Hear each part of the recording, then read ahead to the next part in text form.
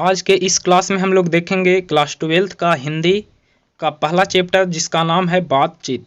ठीक है, तो आज के इस वीडियो में जितने सारे भी चैप्टर से ऑब्जेक्टिव क्वेश्चन निकलेंगे सभी ऑब्जेक्टिव क्वेश्चन को आपको हम बताएंगे और वीडियो के लास्ट में हम आपको बताएंगे कि इन सभी ऑब्जेक्टिव में से आपके एग्जाम में कौन कौन से क्वेश्चन की आने की संभावनाएं हैं। तो वीडियो को शुरू से अंत तक अवश्य देखिएगा, क्योंकि वीडियो के लास्ट में ही आपको बताया जाएगा कि इन सभी क्वेश्चन में से कौन कौन क्वेश्चन जो है इंपॉर्टेंट क्वेश्चन है। तो चलिए बिना समय को गवाए वीडियो को स्टार्ट करते हैं। उससे पहले हम कहना चाहेंगे कि अगर चैनल पे पहली बार आए हैं तो चैनल को सब्सक्राइब कर लीजिएगा, साथ में नोटिफिकेशन बेल आइकन जो होता है उसे प्रेस कर लीजिएगा, ताकि जब भी क्लास लगे या लाइव वगैरह हो तो उन सभी बातों की जानकारी आपको नोटिफिकेशन के तौर पे आपको मिलती है। आज का हमारा सबसे पहला क्वेश्चन है कि बाल कृष्ण भट्ट का जन्म जो हुआ था कब हुआ था। बाल कृष्ण भट्ट जो हैं उनका जन्म हुआ था वो कब हुआ था।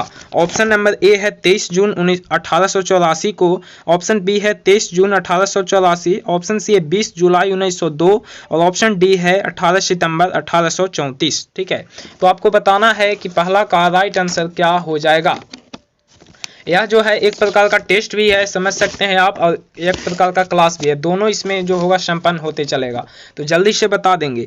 तो पहला का right answer option number A हो जाएगा। बाल कृष्ण भट्ट का जन्म 23 जून 1884 ईस्वी को हुआ था।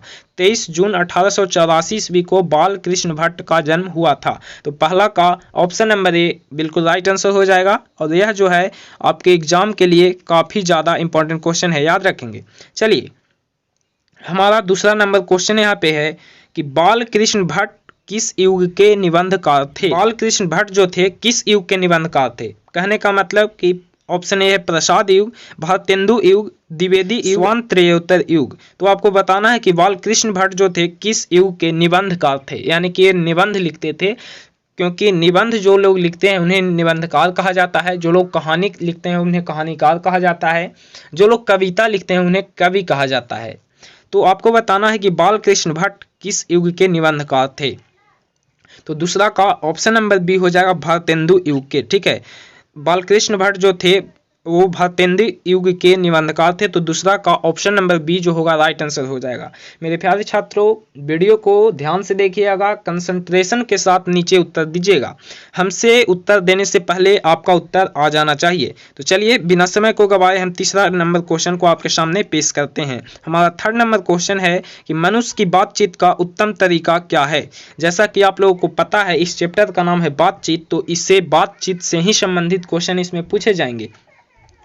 तो तीसरा नंबर क्वेश्चन है कि मनुष्य की बातचीत का उत्तम तरीका क्या है।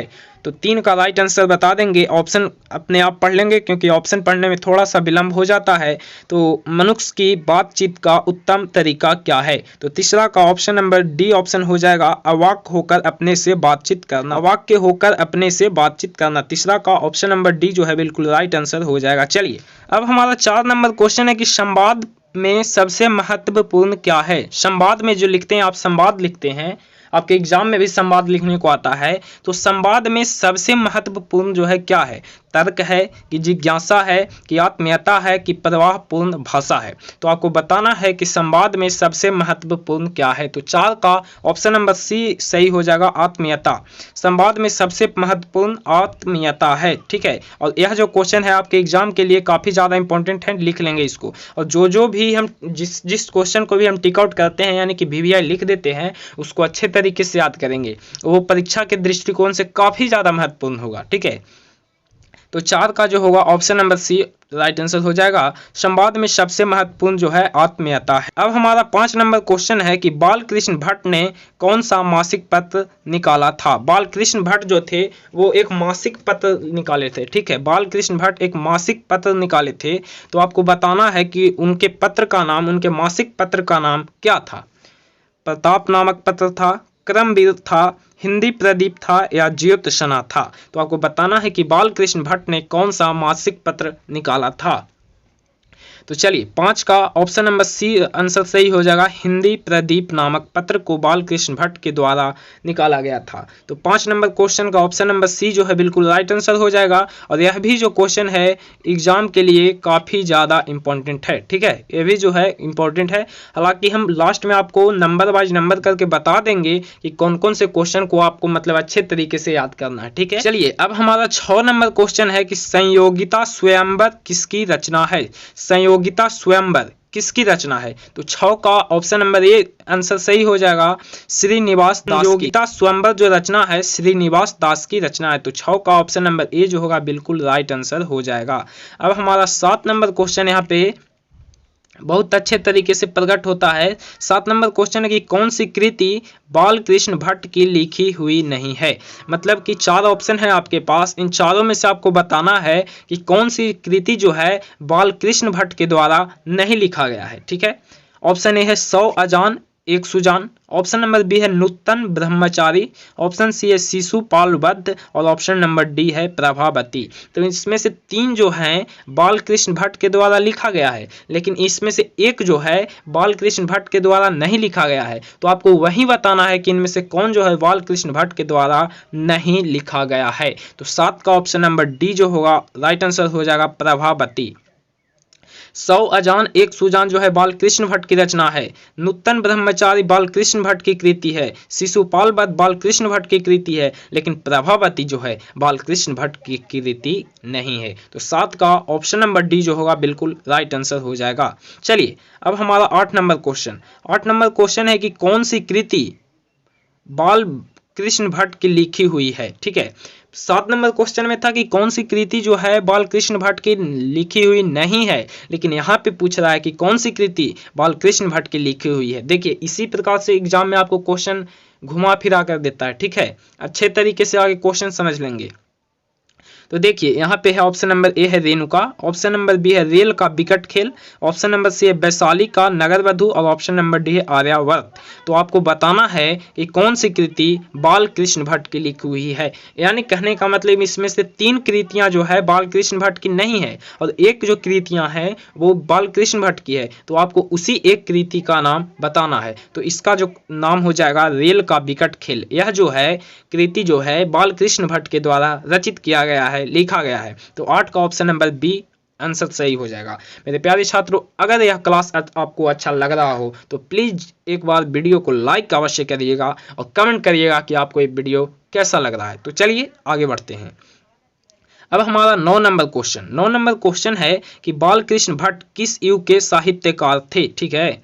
बालकृष्ण भट्ट जो थे किस युग के साहित्यकार थे, ठीक है। वहां पे था निबंधकार, यहाँ पे है साहित्यकार। तो बालकृष्ण भट्ट जो थे प्रेम युग के साहित्यकार थे, ठीक है। बालकृष्ण भट्ट प्रेम युग के साहित्यकार थे। क्वेश्चन को ध्यान से समझना है, क्वेश्चन को बिल्कुल अच्छे तरीके से समझना है। वहां पे निबंधकार की बात कर रहा था तो वहां पे हो जाएगा भारतेंदु युग के। यहाँ पे साहित्यकार की बात कर रहा है तो यहाँ पे हो जाएगा प्रेम युग के। तो 9 का ऑप्शन नंबर सी प्रेम युग के साहित्यकार थे। बालकृष्ण भट्ट प्रेम युग के साहित्यकार थे। चलिए अब हमारा 10 नंबर क्वेश्चन है।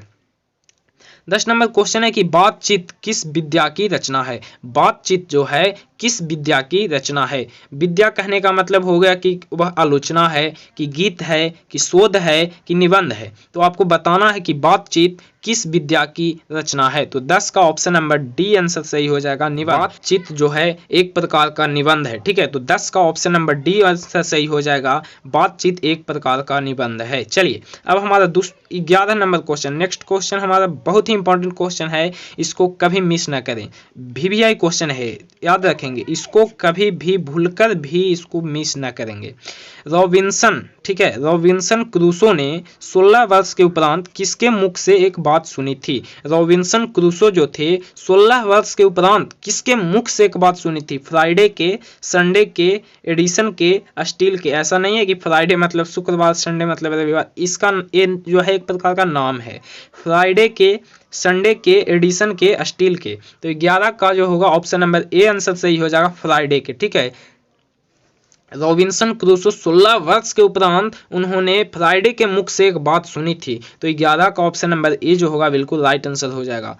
जो लोग बुक से अध्ययन नहीं किए होंगे, किताब को अध्ययन नहीं किए होंगे, उन लोगों को ये बात नहीं समझ में आ रही होगी। लेकिन हम कहना चाहेंगे कि जो लोग अभी तक अध्ययन नहीं किए हैं तो प्लीज किताब पढ़कर ही इस वीडियो को देखें। चलिए 11 का ऑप्शन नंबर ए आंसर सही हो जाएगा। चलिए अब हमारा 12 नंबर क्वेश्चन है कि बातचीत शीर्षक निबंध के निबंधकार कौन है। बातचीत शीर्षक जो है निबंध के निबंधकार कौन है, तो इसका आंसर आपको खुद व खुद बताना है, क्योंकि इतना इजी क्वेश्चन इस चैप्टर में नहीं होगा। ठीक है, तो इसका आंसर आपको खुद बताना है, हम नहीं बताएंगे। और इसका आंसर जल्दी से सभी लोग कमेंट कर दीजिए। ठीक है, जल्दी से सभी लोग कमेंट कर दीजिए कि इसका आंसर क्या होगा। आपको क्लू भी दे दिया गया। ठीक है, चलिए अब हमारा 13 नंबर क्वेश्चन है। यहाँ पे 13 नंबर क्वेश्चन है कि बातचीत के माध्यम से बालकृष्ण भट्ट क्या बतलाना चाहते हैं। मतलब यह जो निबंध है बातचीत, इसके माध्यम से इस निबंध को लिखकर बालकृष्ण भट्ट जो है मानव को क्या बताना चाहते हैं। बातचीत की शैली बताना चाहते हैं, कि भाषण की शैली बताना चाहते हैं, कि संवाद की शैली बताना चाहते हैं, कि इनमें से कोई नहीं बताना चाहते हैं। मतलब कि उनका इस निबंध को लिखने का कोई और मकसद है। तो 13 का जो राइट आंसर होगा वो होगा ऑप्शन नंबर ए, बातचीत की शैली। चूंकि बातचीत जो है इस कहानी का इस निबंध का नाम है बातचीत, तो इस चैप्टर के माध्यम से बालकृष्ण भट्ट संपूर्ण मानव को बातचीत की शैली सिखाना चाहते हैं। उनका टारगेट था कि बातचीत की शैली जो है सभी लोगों की अच्छी हो। इस बात को सोचकर उन्होंने इस निबंध की रचना की। तो 13 का ऑप्शन नंबर ए जो होगा बिल्कुल राइट आंसर हो जाएगा। अब हमारा 14 नंबर क्वेश्चन है कि संयोगिता स्वयंवर किसकी रचना है। संयोगिता स्वयंवर जो है किसकी रचना है, तो इसका right answer option number C हो जाएगा, श्रीनिवास दास की। ठीक है, श्रीनिवास दास के द्वारा संयोगिता स्वयंवर की रचना किया गया है। तो 14 का ऑप्शन नंबर सी जो होगा बिल्कुल राइट आंसर हो जाएगा। चलिए अब हमारा 15 नंबर क्वेश्चन है।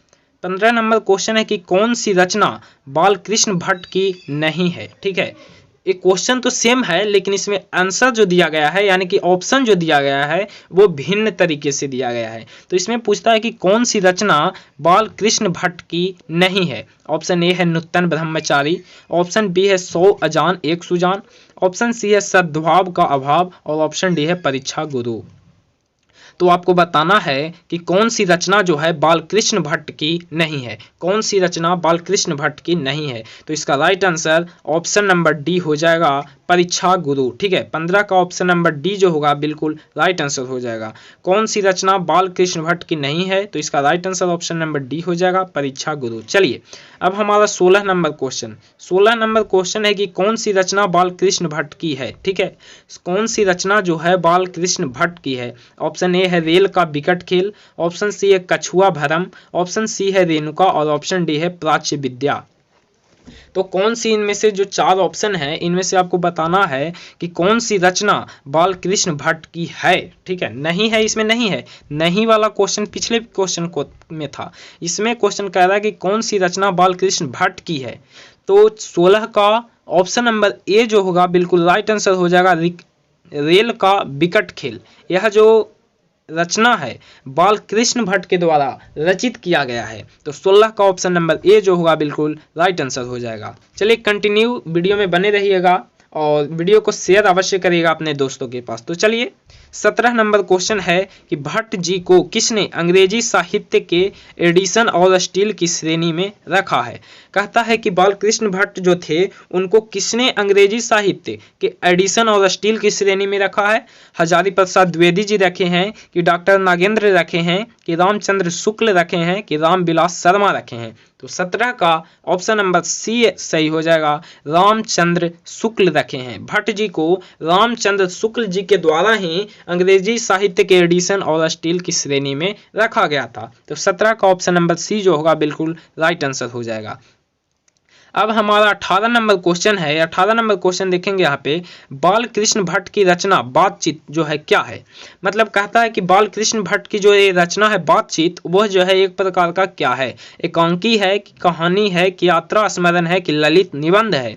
तो 18 का ऑप्शन नंबर डी जो होगा बिल्कुल राइट आंसर हो जाएगा, ललित निबंध, जो कि हमने आपको पहले भी बताया कि बालकृष्ण भट्ट की जो यह रचना है बातचीत, यह एक प्रकार का निबंध है और निबंध के लिए ही बालकृष्ण भट्ट जी को यहाँ पे निबंधकार का दर्जा दिया जा रहा है। तो 18 का ऑप्शन नंबर डी जो होगा बिल्कुल राइट आंसर हो जाएगा। बालकृष्ण भट्ट की रचना बातचीत एक प्रकार का ललित निबंध है। चलिए अब हमारा 19 नंबर क्वेश्चन, 19 नंबर यहाँ पे क्वेश्चन देख लेंगे। 19 नंबर क्वेश्चन है कि बालकृष्ण भट्ट किस युग के निबंधकार थे। बालकृष्ण भट्ट जो थे किस युग के निबंधकार थे, प्रसाद युग के, भारतेंदु युग के, द्विवेदी युग के या स्वतंत्र युग के। तो बताना है कि बालकृष्ण भट्ट जो थे किस युग के निबंधकार थे, और जो कि मैंने पिछले क्वेश्चन में भी आपको बताया। तो 19 का ऑप्शन नंबर बी जो होगा बिल्कुल राइट आंसर हो जाएगा, भारतेंदु युग के। बालकृष्ण भट्ट भारतेंदु युग के निबंधकार थे। तो 19 का ऑप्शन नंबर बी जो होगा बिल्कुल राइट आंसर हो जाएगा। चलिए अब हमारा 20 नंबर क्वेश्चन है कि मनुष्य की बातचीत का उत्तम तरीका क्या है। ठीक है, मनुष्य की बातचीत का उत्तम तरीका क्या है। ऑप्शन ए है विद्वता पूर्ण बात करना, ऑप्शन नंबर ए है विद्वता पूर्ण बात करना, ऑप्शन नंबर बी है तर्क पूर्ण बात करना, ऑप्शन नंबर सी है भीड़ से बात करना, और ऑप्शन नंबर डी है अवाक्य होकर अपने से बातचीत करना। जैसा कि मैंने पहले भी आपको बताया कि यह जो है एक प्रकार का टेस्ट है। ठीक है, तो आपको टेस्ट की भांति से प्रयोग करना है। तो इस क्वेश्चन को भी हमने पिछले क्वेश्चन में रखा था कि मनुष्य की बातचीत का उत्तम तरीका क्या है। तो आपको बताना है कि मनुष्य की बातचीत का उत्तम तरीका क्या है। तो इसका right answer option number D हो जाएगा, अवाक्य होकर अपने से बातचीत करना। तो आशा करता हूं कि मेरा यह सभी क्वेश्चन आपको बहुत ज़्यादा पसंद आया होगा। अगर पसंद आया हो तो इसे लाइक अवश्य करिएगा, और चैनल पर पहली बार आए हैं तो चैनल को सब्सक्राइब अवश्य करिएगा। अब बात करते हैं कि इन चैप्टर में से आपको इम्पोर्टेंट क्वेश्चन कौन कौन से हैं। ठीक है, इन चैप्टर में आपको इम्पोर्टेंट क्वेश्चन कौन कौन है, तो इस चैप्टर में लिख लीजिएगा। दूसरा नंबर क्वेश्चन, चौथा नंबर क्वेश्चन, 8वां नंबर क्वेश्चन, 9 नंबर क्वेश्चन, 17 नंबर क्वेश्चन और 20 नंबर क्वेश्चन। यह जो 6 क्वेश्चन है इसमें काफ़ी ज़्यादा इम्पोर्टेंट है और काफ़ी ज़्यादा एग्जाम के व्यू से आने की संभावना है।